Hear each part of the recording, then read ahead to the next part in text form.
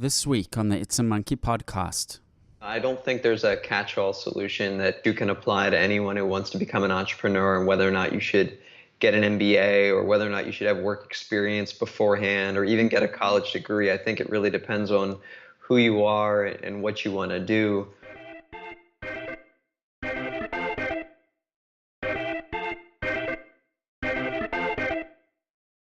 Hello, good morning, good evening, wherever you are in the world. My name is Kevin Garber. I'm the CEO and co-founder of ManageFlitter. It is Wednesday, the 8th of February, if you're watching us and listening to us live on Periscope. And it is Friday, the 10th of February, if you're downloading this on your podcast app or even watching us on YouTube. We now upload our podcast to YouTube, so you can head on over to YouTube and subscribe to our channel, and you'll get pinged up when we release a new episode. As usual, with me is my co-host, Kate Frappell. Kate, thanks for joining us. It's good to be back. Now, if you haven't listened to our previous episode 79, you really have to head over to itsamonkey.com and listen to our previous episode. We interviewed David Hannemeyer Hansen, who is the CTO and co-founder of Basecamp, which is a project management software that has over 100,000 paid users, incredibly successful business. And we chatted to David about all things relating to startups, Donald Trump, the tech industry, and Donald Trump. That podcast has already smashed through all of our listenership records. David is a very smart and very opinionated guy, but not in opinions for opinion's sake. He's really well thought out answers to the questions that we put forward to him. So if you haven't listened to that show, please head on back to that show and have a listen. I'm pretty sure you will enjoy it. As always, this week, we've got a fantastic show coming up. We will chat to Ryan Frankel, who has written a book about his startup experience. He started a company called VerbalizeIt. He's the former co-founder and CEO of VerbalizeIt and has written a book called The Making of an Entrepreneur, Lessons from a Winding Journey Towards Entrepreneurship. And I chatted to him a little while ago about his entrepreneurship journey. But as usual, we're going to kick off the show with some goings-ons in the tech industry. Our industry moves almost at the speed of light, and there's always things happening. Kate, this week, I believe Google has rolled out some features to what they call G Suite, which is the combination of Gmail, the documents, the file system, the calendaring system that companies use throughout the organization. Yes, so Google have released Cloud Search, I think in the last day or so. Basically, it allows you to search within your company's Google files. So all your emails, docs, spreadsheets, events, and they've even added a corporate directory. So you can connect with other people that you work with, get their contact details. I believe there's also a easy way to either start a hangout with them, send them an email, and even call them. So I think this is, and also one of the use cases is to help surface some of the information that remains locked up in, especially bigger corporates, but even in companies our size, that someone does a document, people aren't aware of it. When people want to find it, they can't find it. And there's all this amazing information inside an organization, but is locked up. And now Google are trying to allow for searching across different elements across the organization to try surface bits and pieces that may be relevant to someone else, right?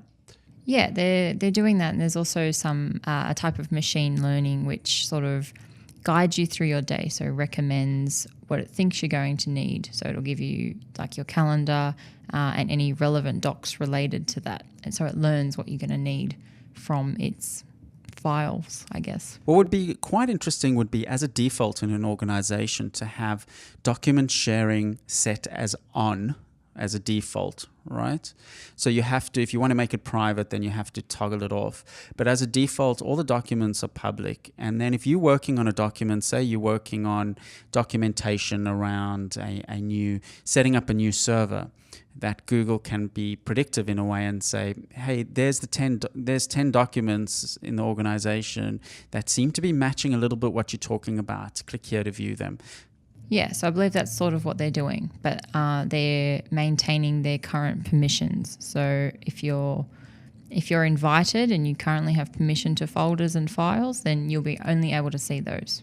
Right. And currently in the current Gmail suite, like the one we use internally, it doesn't allow searching across different users and the organization in such an easy way? Not as easy, no. Right. No, and not in business and enterprise plans, which this one's targeted to. Right. And I'm sure it's probably really useful user permissions and across different departments and organizations. And they've thought about it. Yeah, you don't always want people seeing everything. Like you might only want to share a document with 2 other people. The interesting thing with Google and the Google suite, I can't even keep up. They seem to have renamed their suite of products a few times. I can't really keep up with how they've gone from Google Docs to and then Drive, and is Docs the same as Drive, but Docs includes spreadsheets and the word processor. But they seem to have somehow they sort of seem to have missed a lot of the nuances of the way organizations use these products, right? I mean, we've even hit up ourselves, and we're a small organization, we've even hit up ourselves a few times against limitations a year ago when we were making some changes, etc. So this is where I think, the Microsofts, and they've been at this game a lot longer, and they might have worked out how organizations like to do things.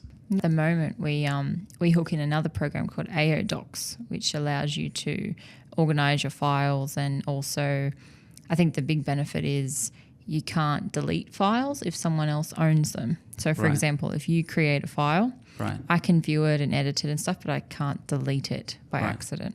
Right. I've never quite understood why we use AO Docs, but I know you guys have a reason Yeah. Well, for apparently the cloud search will eliminate the need for AO Docs. So poor AO Docs is now going to be redundant. That's the problem if you build businesses on other businesses, which we've done at ManageFlitter. Our business essentially sits on top of Twitter and soon to be Instagram as well.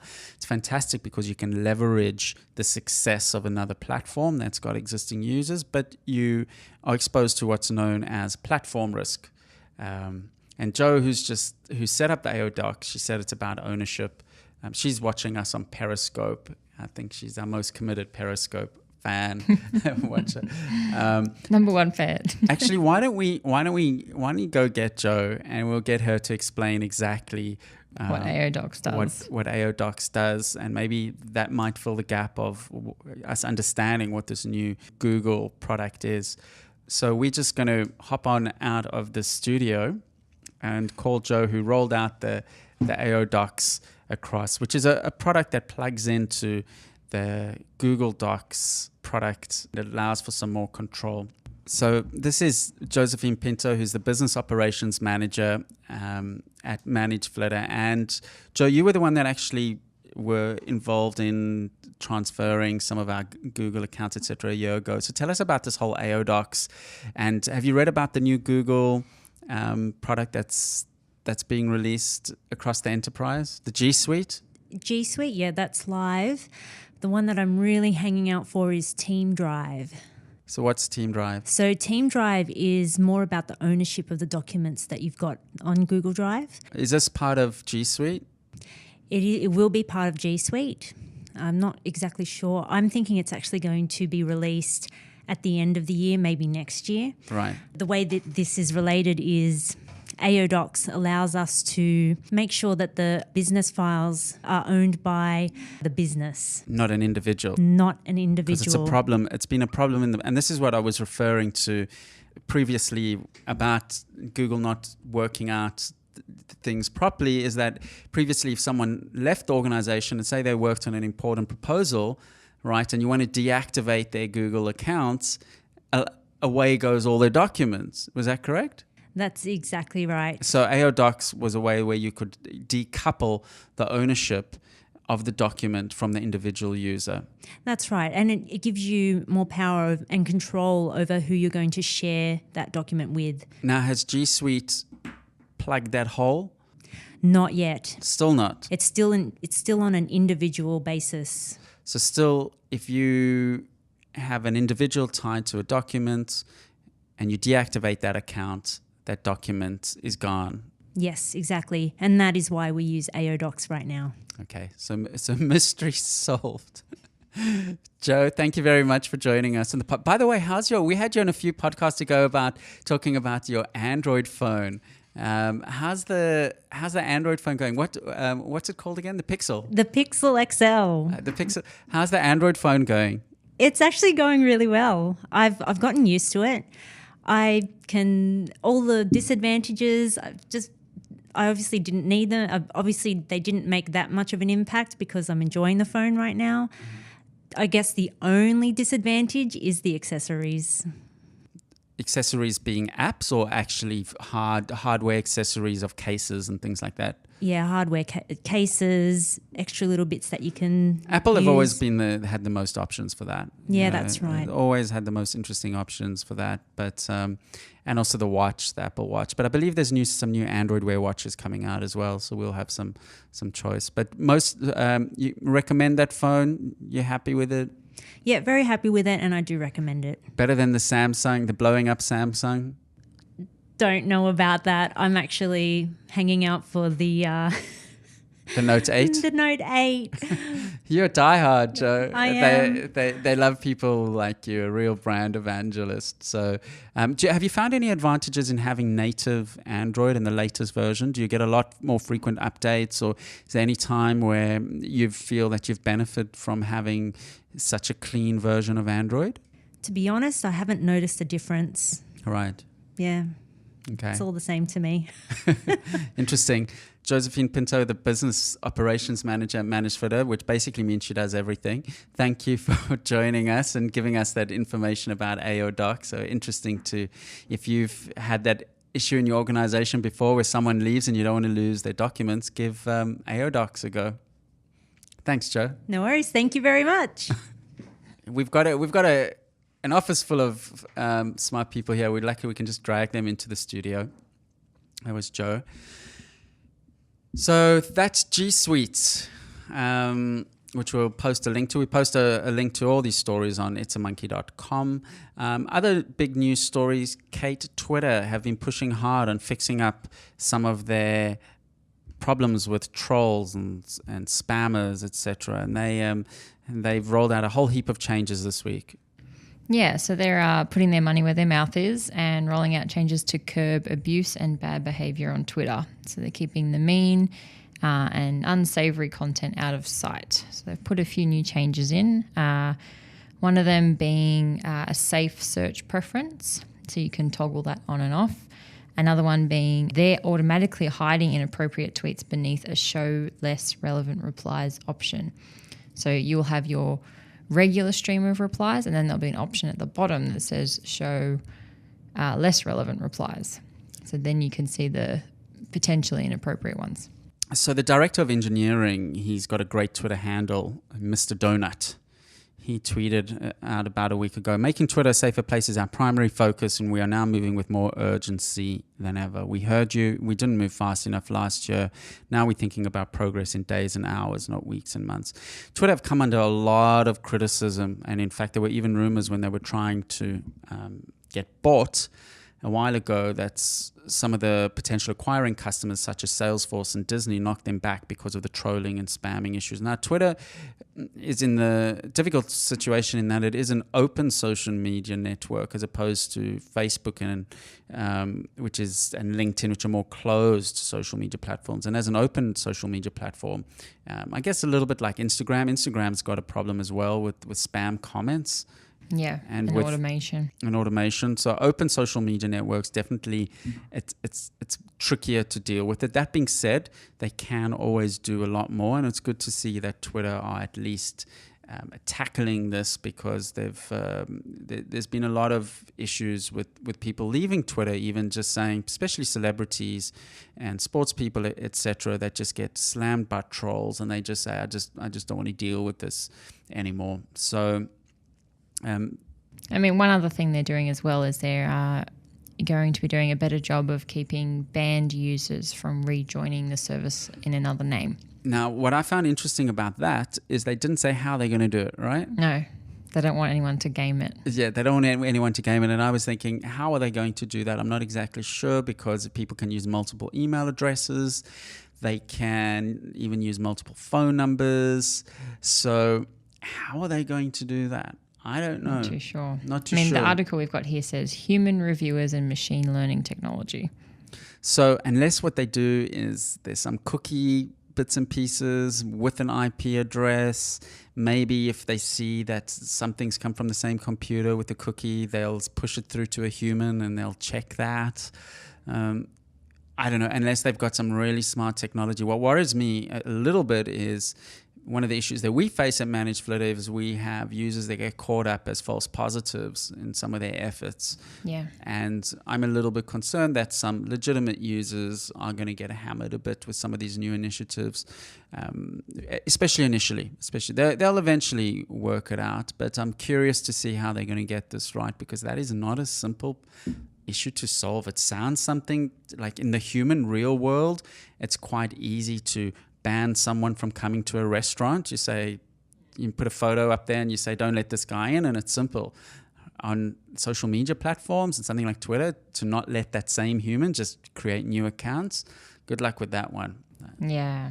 But in terms of false positives, how hard is it to be banned on Twitter? So you must have to do something quite bad in the first place. I think there's very few people that they've actually banned. Okay. Permanently. There's that one right-wing commentator. He's got a very long surname, so I won't even pretend to pronounce it. He was going to speak at Berkeley a week ago, and there were riots over his appearance there. He's a very, very divisive figure. So Twitter banned him? Twitter banned him a while ago, before this happened. Oh, wow. Yeah. So he's the one that I'm aware of. I'm sure there are other instances. I mean, Twitter does have a terms of service, and if you're in breach of that terms of service, they can actually deactivate your account. Or usually what they do, though, if you both Facebook and Twitter, and assume Instagram as well, if you breach or do something, they'll put you in jail for a while, all right?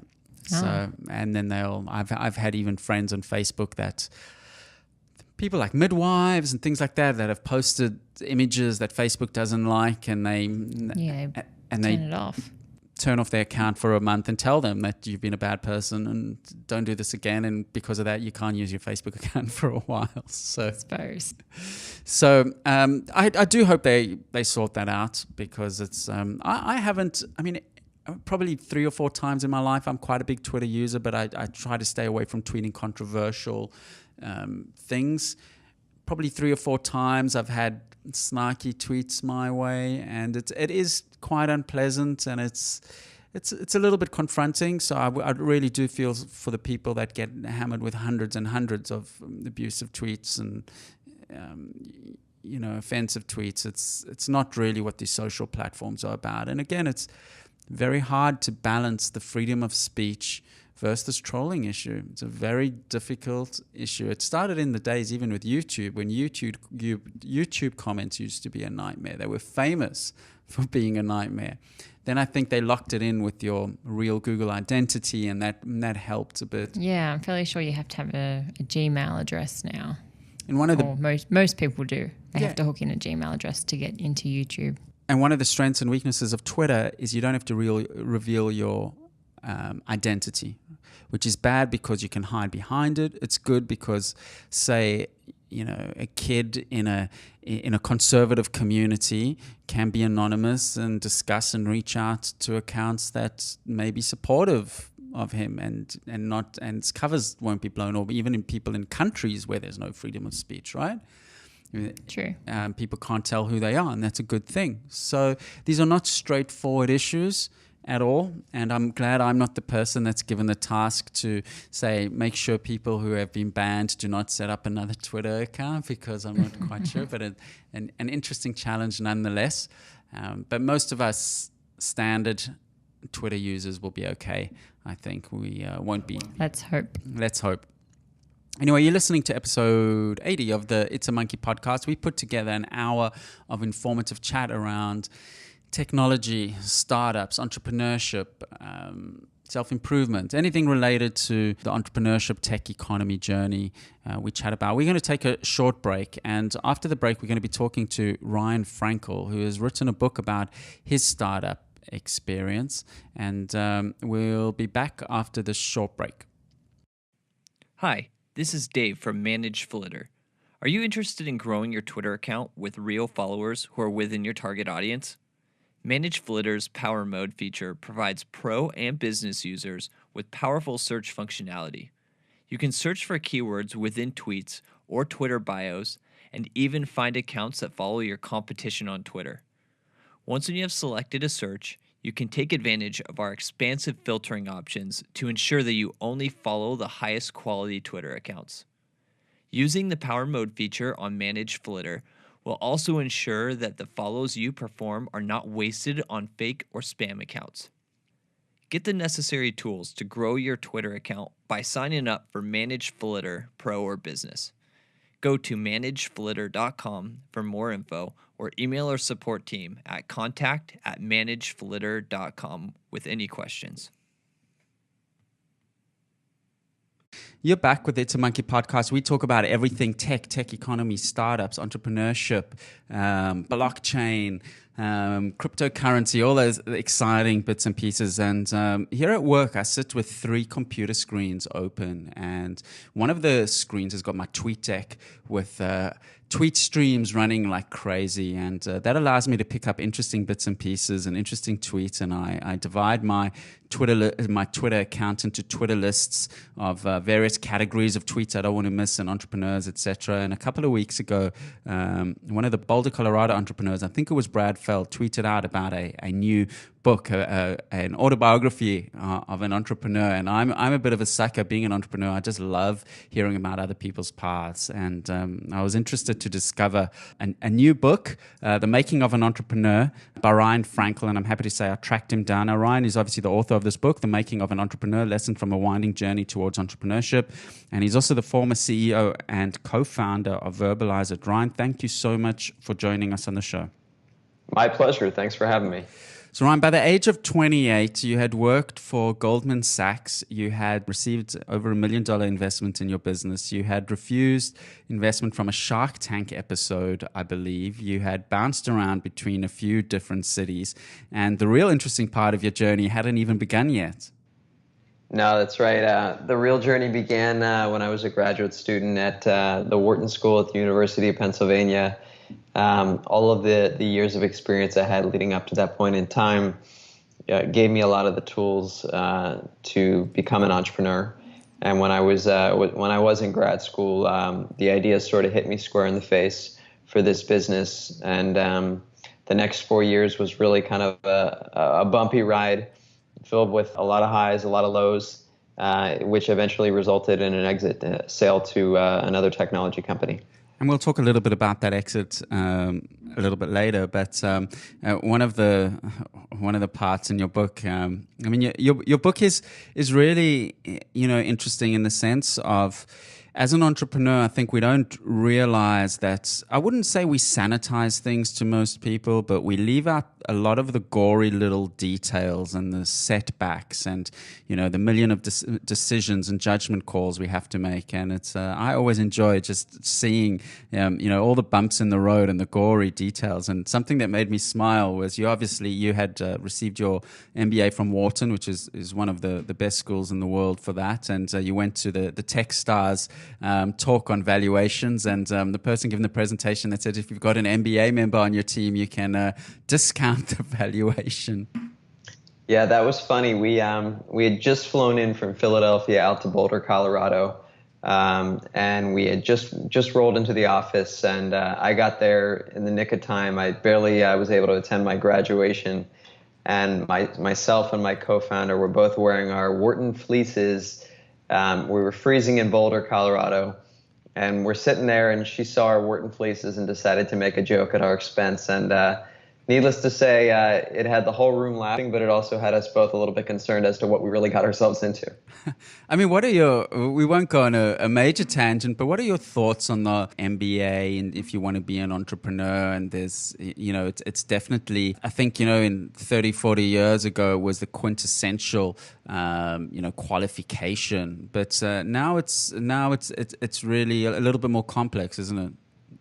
It is, and I don't think there's a catch-all solution that, a rule that you can apply to anyone who wants to become an entrepreneur, and whether or not you should get an MBA or whether or not you should have work experience beforehand or even get a college degree. I think it really depends on who you are and what you want to do. For me, I needed to rebrand myself. I'd done finance for 4 or 5 years. I didn't have an idea for an entrepreneurial venture, and I wanted to surround myself with a broader group of individuals. And so for me, Wharton was the fantastic launching point for my own career. But But certainly there are people out there that, don't even graduate from college and become hugely successful entrepreneurs. So, it really depends on what you're really looking to get out of it. And I think another interesting point that I read in your book, when you were in the accelerator program, Techstars, which is one of the most well-known accelerator programs, it really dawned on you then that business and startups is all about execution, not ideas, right? Exactly. I've always said it's a sort of ideas are a dime a dozen, but it really comes down to how well we all execute on them, and how well you execute them on a business idea is really a function of, what skills and what experiences and to some extent what relationships do you bring to the business. Okay, so let's just go back to that. You had this business idea. You decided to accept the offer to get into Techstars. Techstars, I think their standard terms are 6% and throw in $100,000 convertible note. Is that correct? That's correct. Firstly, just step back. Tell us about the product and what problem you guys were aiming to solve. So we were trying to solve a problem specific to travelers not being able to communicate when they are visiting a country in which they don't speak the native language. And so the idea was born out of my own unfortunate travel experiences where I got very, very sick while traveling abroad in China and couldn't communicate with any pharmacist due to the language barrier. And, I obviously survived that experience, but it got me thinking about what solutions were already available for people like me who love to travel, love to communicate and interact with people from all walks of life, but don't necessarily speak, every language under the sun. Sorry to interrupt you, but I had an exact experience as you had in Japan, in Tokyo. I never get sick, and I've been snow skiing for a week and struggling to find the right food to eat. And I got so sick, and I just could not communicate in a pharmacy. Even they gave me some pills. It was just a bit of a wing and a prayer. And they sort of worked, but I had the exact same issue. I would have loved your app at the time. Yeah, you definitely felt the pain point then. And so, we looked around and we said, okay, there's machine translation, things like Google Translate, which at the time and to some extent today weren't really all that high quality.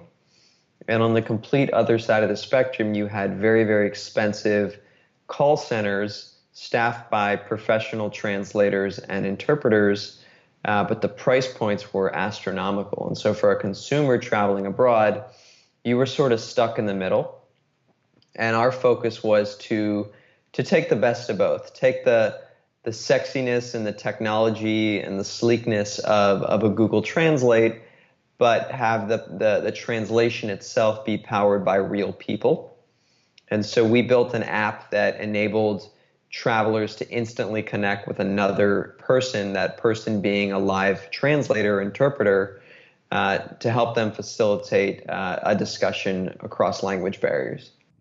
And you guys hit upon a problem that a lot of non-technical co-founders hit upon, is that you were missing a technical member of your team, right? We were. Neither of us were technical by nature. And being in a technology incubator like Techstars, you obviously need to grow fast. And to grow fast, especially when you're talking about building a technology platform, you need people capable of helping you do that. So that was a big concern of ours going into the program. So how did you guys, it's one of the questions I see on, startup groups the most is, how do I find a technical co-founder? The demand for smart technical people around the world is just through the ceiling. These people are just so sought after. How did you find your technical sort of co-founder? The way we worked, we actually never had a technical co-founder, but we did hire a number of technology colleagues and professionals. And the way it worked for us was being in Techstars, coupled with the passion that we had for our own specific business, gave us a little bit of credibility in the community. If a company is able to get into Techstars, they must have something going, was the kind of the mantra at the time. Right. And so when we got into Techstars, we received hundreds of indications of interest from technology professionals to join the team. We found a couple actually based in Boulder that summer who worked out phenomenally well, joined us full time after the program ended.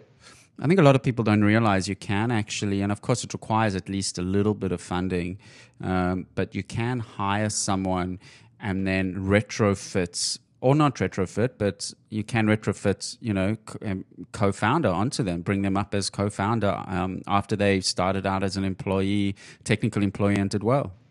Exactly. You see someone do well, you want to make sure that they're engaged and excited about the business. And I've seen a dozen or so businesses in the last couple of years that I know personally where someone who came on as a fairly mid-level technology professional ended up taking a very, very senior CTO or VP of engineering role.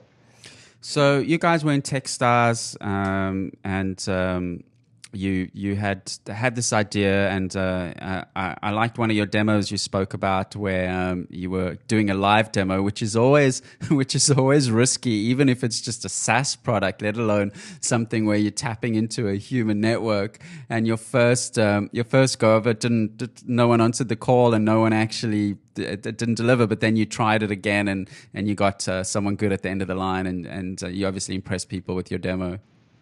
Yeah, that was a very memorable experience. We were in a conference room at a technology meetup in Philadelphia, and we had a live demo.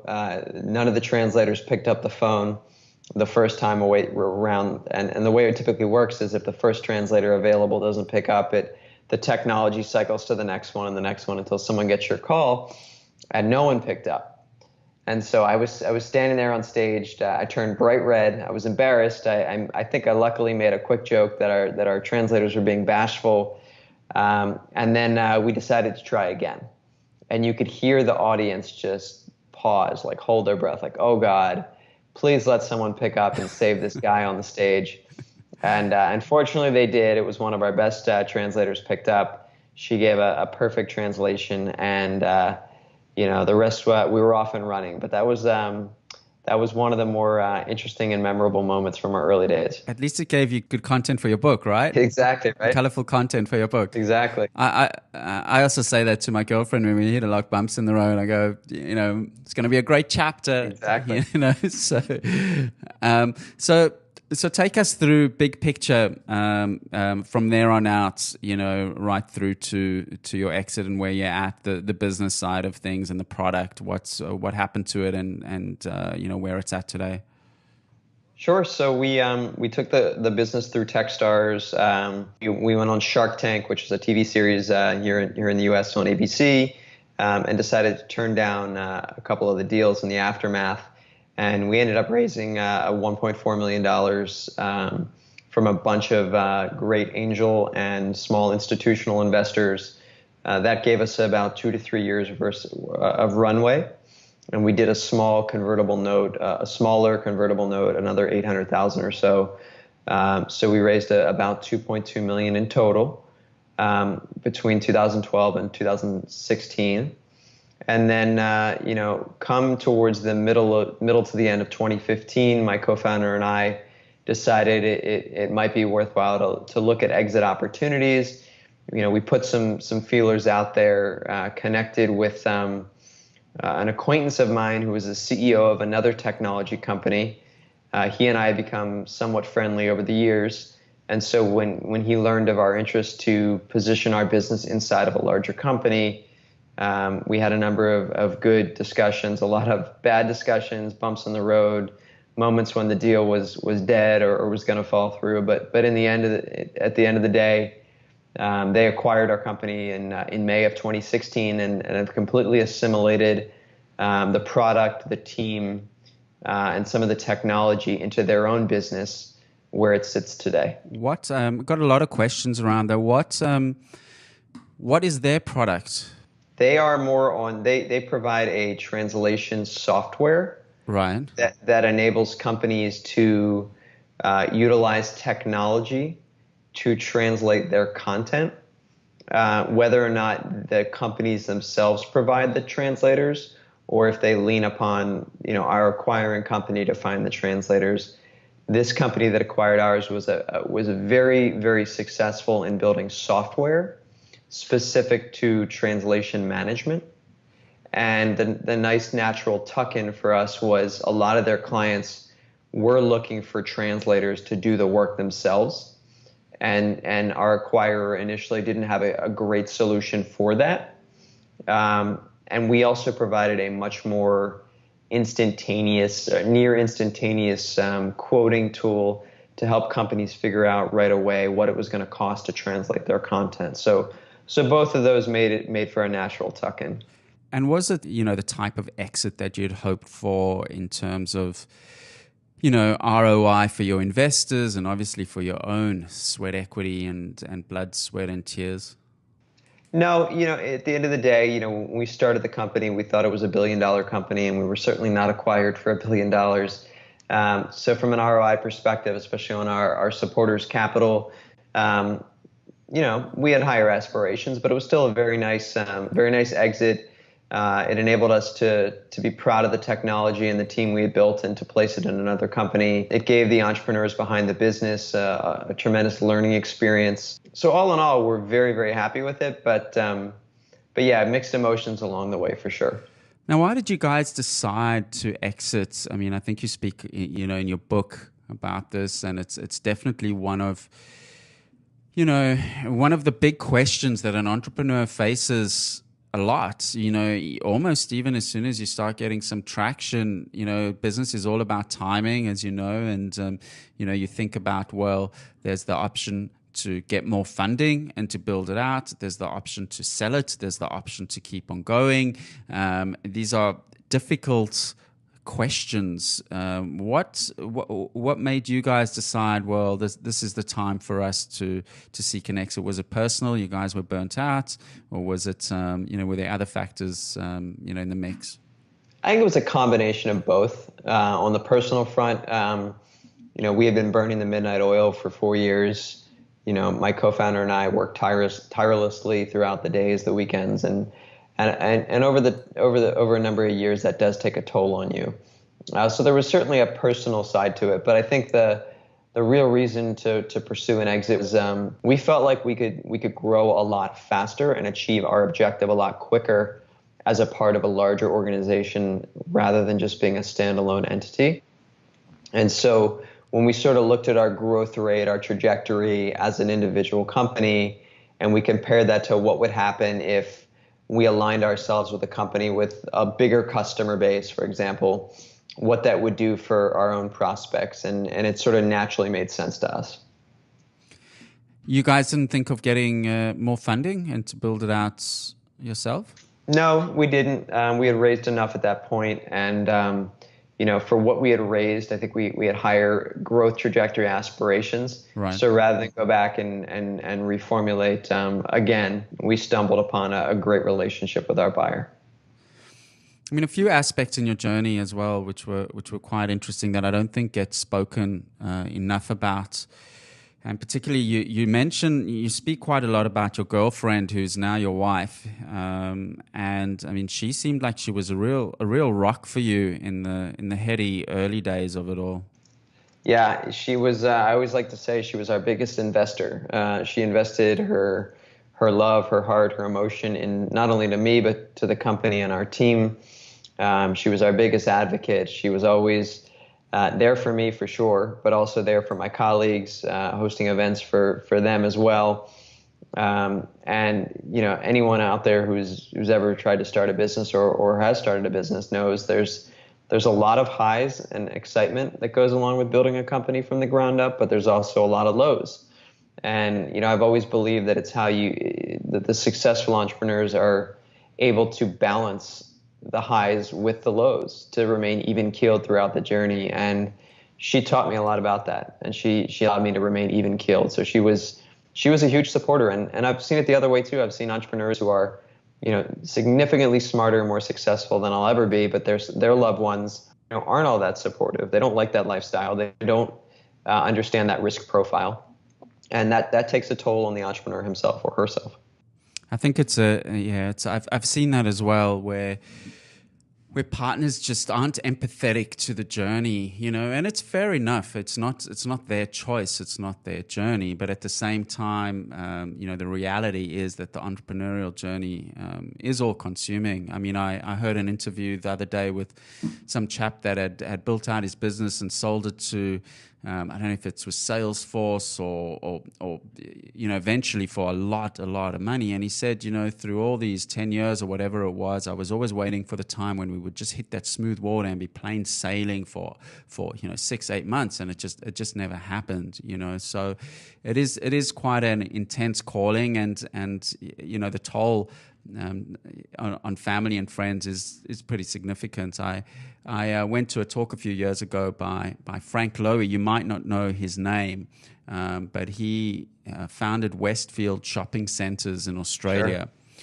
And, he's one of Australia's most successful entrepreneurs. Post-war, started with nothing, and now is the biggest shopping centre company in the world. And in his talk, in one of the first 5 minutes, he spoke about his wife, and how she's been amazing. And one of his big boats, actually, which I see on the harbour, the Sydney Harbour, every now and then, is named her. So it definitely came through as a positive. And also, I think what came through as well is I think you were lucky enough to be born into a family where your father built a business, and you saw what was possible with hard work, and you saw what was possible by just and I say this in a positive sense, an ordinary guy just applying himself and working hard, right?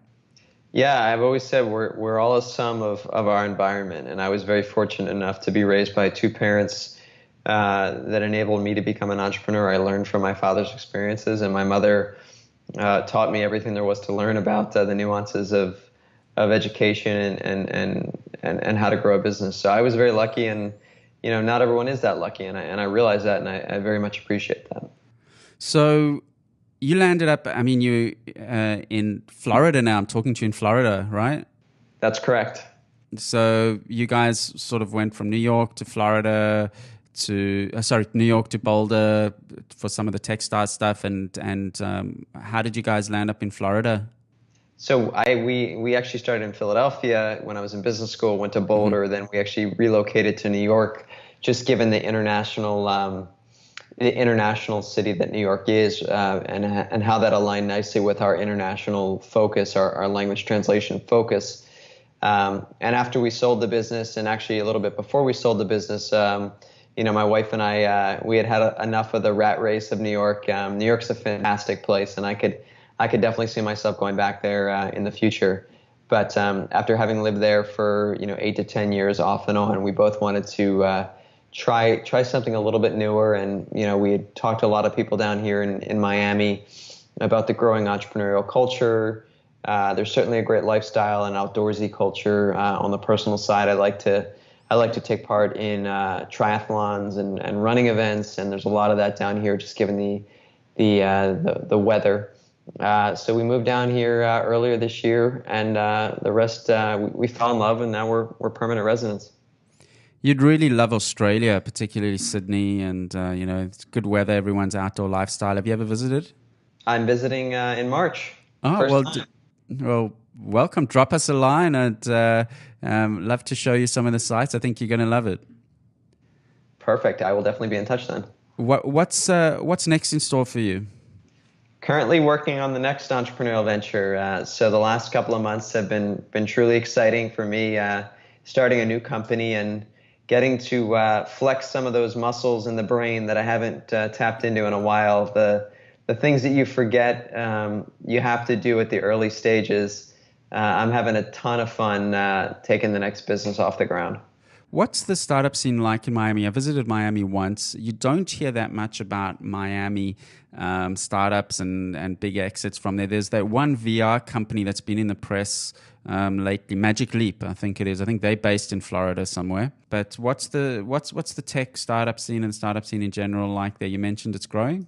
I would say it's burgeoning and growing. There are, Miami is a sprawling city. And so, unlike Philadelphia, for example, where there's just so many academic institutions centered in a very small area that there's just so much talent and access to capital. It's a little bit different when you're in a larger city, but there are neighborhoods, there are communities, incredibly impressive communities down here with entrepreneurship. You just have to seek them out a bit more. Mm-hmm. I would say, if I would think about Philadelphia, New York, San Francisco, Boulder, and a handful of other U.S. cities as sort of tier one places to start a company. I would say Miami is not quite tier one, but it's on its way. And one of the main reasons why I wanted to come down here was to play a very small role in the growth of the entrepreneurial community, and also be inspired by entrepreneurs from all walks of life. Miami's a very international city, tremendous Latin American imprint here. And so there's a lot to be learned. It's a fantastic place. I went down there for a long weekend when I was in New York for a couple of months last year, and I really what surprised me was it does feel like a Latin American city. It's fantastic. It is. It's like being abroad, but being in the U.S. So you get the best of both. I did say I got some strange looks though when I'm vegetarian most of the time, and I got some strange looks when asking for some vegetarian food. It was a little bit different to some of the hipster suburbs of New York with raw food and macrobiotic food and everything. So that was a little bit different.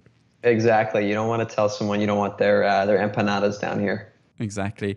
Ryan Frankel is the author of The Making of an Entrepreneur, Lessons from a Winding Journey Toward Entrepreneurship. I got through about 49% of your book.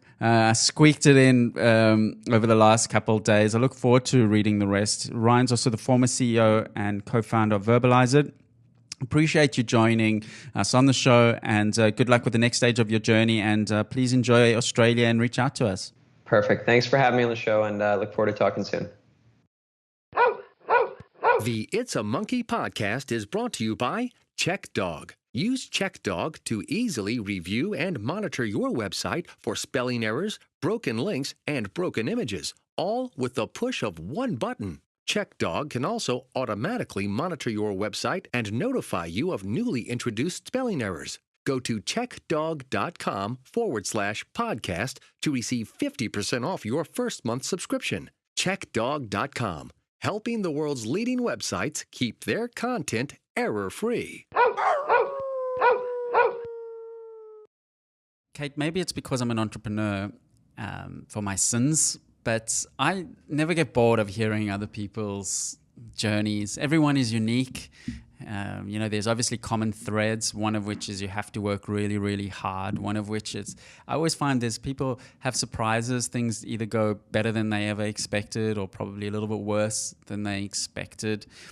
Another common thread is you need your support team as well. Ryan spoke a lot about his wife, and I spoke with him about that, about the support team. But they're all unique in their own way, and I enjoy hearing the sort of journey from thought to execution. And they were lucky that they actually got an acquisition. They got an exit out of it, which very few businesses get as well.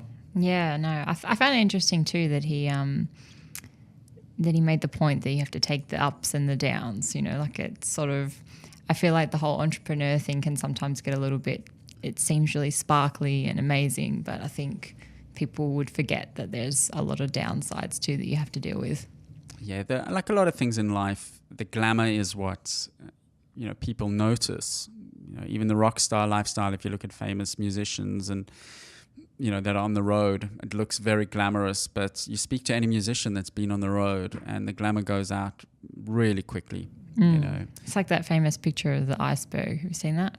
I think so. People caption it, what people see, it's just the tip, and then and it's all nice and clear, and then underneath the water you see how big it is, and then caption that like hard work and perseverance and all that stuff. Yeah, and it's, as David Hannemeyer Hansen said in last week's podcast, it's easier than ever to start a business, but he said it's not easy, but it's easier, right? It's easier now. And I mean, you grew up in a family with a father that owns a business as well, so you probably have some sense of the ups and downs and the...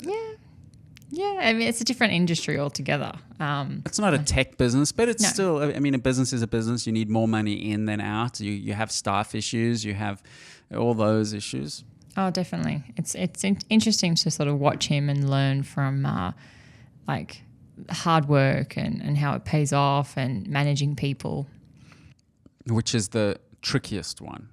Yes. Which is the trickiest one. I mean, interesting, today Facebook, and we're taking a little bit of a bit of a digression, but Facebook today reaffirmed Sheryl Sandberg, who's I think she's the Chief Operations Officer. I'm not sure what her official title is. Essentially the 2IC to Mark Zuckerberg. She said that they rolling out a whole new bunch of benefits for staff, including, I think, 4 months paid paternity and maternity leave. Wow. A whole bunch of bereavement leave, so that if someone passes away close to you or even one step away from you, and carers leave as well. A whole bunch of this paid leave. On top of annual leave? On top of annual leave, yeah. Wow. Yeah, so saying that, their staff are their biggest asset, and they're looking after them. And I think their intentions are genuine, but I think it's also because they want to hang on to their good people. I think it's a competitive thing as well, But so even for companies like Facebook, they have to get creative around the staff side of things. It's definitely the trickiest side of things. Yeah, I've seen a few posts on social media lately of these bigger companies and the sort of packages they give people when they're going on maternity leave.